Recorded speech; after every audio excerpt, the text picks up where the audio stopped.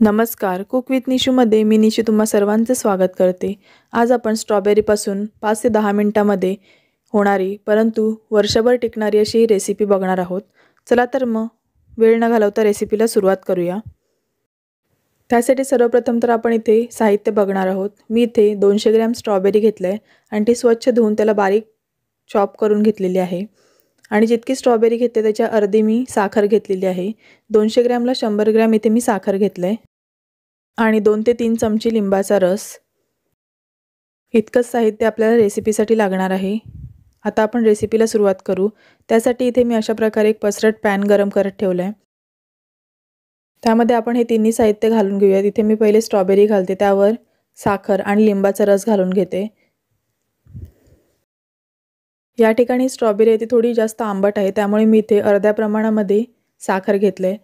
स्ट्रॉबेरीच्या चवीनुसार तुम्ही साखरेचं प्रमाण कमी जास्त करू शकता। अशा प्रकारे आता हे मिश्रण आपल्याला व्यवस्थित मिक्स करत राहायचे। अगदी मंद गॅसवर आपल्याला ही प्रोसेस करायची आहे।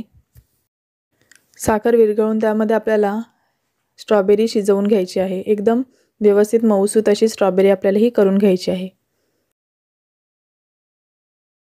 सतत आपल्याला ह्याला हलवत राहायची गरज नाही आहे। अधूनमधून तुम्ही चमच्याने असं फिरवून घेऊ शकता। या ठिकाणी तुम्ही बघू शकता साखर आहे ती पूर्णतः विरघळलेली आहे आणि व्यवस्थित हे स्ट्रॉबेरीचे मिश्रण आहे ते शिजायला लागले।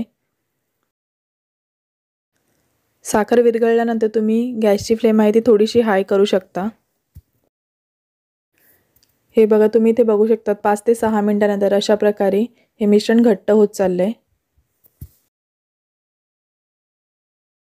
माझी एक तुम्हाला छोटीशी रिक्वेस्ट आहे, जर का तुम्ही अजूनही कुक विथ निशू चॅनलला सबस्क्राइब केलं नसेल तर प्लीज सबस्क्राइब करा आणि आठवणीने बाजूला असलेले बेल आयकॉन आहे ते देखील प्रेस करायला विसरू नका।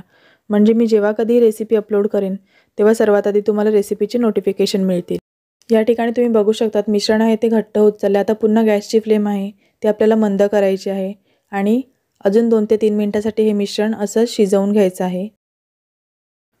आता बऱ्यापैकी आपली रेसिपी आहे ती होत आली आहे। तुम्हाला बघून कळलंच असेल की आज आपण स्ट्रॉबेरी जॅम बनवलाय। अशा प्रकारे तुम्ही जॅम बनवून वर्षभर साठवू शकता। या ठिकाणी तुम्ही बघू शकता आपला जॅम आहे तो परफेक्ट तयार झालेला आहे। आपल्या साखरेचा पाक ज्याप्रमाणे चिकटतो तसा आपल्याला इथे कन्सिस्टन्सी आली की समजायचं आपला जॅम आहे तो तयार आहे। जॅम तयार झाल्यानंतर तो व्यवस्थित थंड करून नंतरच आपल्याला तो हवाबंद डब्यामध्ये भरून ठेवायचा आहे। आजची रेसिपी तुम्हाला कशी वाटली ते नक्की कमेंट करून सांगा आणि एकदा नक्की अशा प्रकारे स्ट्रॉबेरी जॅम बनवून बघा। घरी जेव्हा आपण कोणताही पदार्थ बनवतो तेव्हा आपल्याला माहीत असतं की आपण त्यामध्ये कोणते पदार्थ वापरलेले आहेत आणि जॅम तर आपण नेहमी घरामध्ये ठेवतो कारण लहान मुलांना ब्रेडसोबत किंवा चपातीसोबत खायला तो आवडतो। त्यामुळे अशा प्रकारे जर आपण बनवून ठेवला तर वर्षभर तो आरामात टिकेल आणि मुलांना आपण कधीही देऊ शकतो। तुम्ही ते बघू शकता इथे मी थोडासा जॅम तुम्हाला ब्रेडला लावून दाखवते। तुम्ही ते बघू शकतात ब्रेडवर जॅम किती व्यवस्थित स्प्रेड होते। अशा प्रकारे तुम्ही ब्रेडवर किंवा चपातीला जॅम लावून मुलांना देऊ शकता आणि अगदी फ्रेश आणि घरचा जॅम असल्यामुळे चवीला देखील सुंदर लागतो। तुम्ही नक्की एकदा बनवून बघा आणि रेसिपी कशी झाली हे देखील मला नक्की कमेंट करून सांगा। अशाच रेसिपी बघण्यासाठी कुक विथ निशू चॅनल नक्की फॉलो करा। Thanks for watching this video.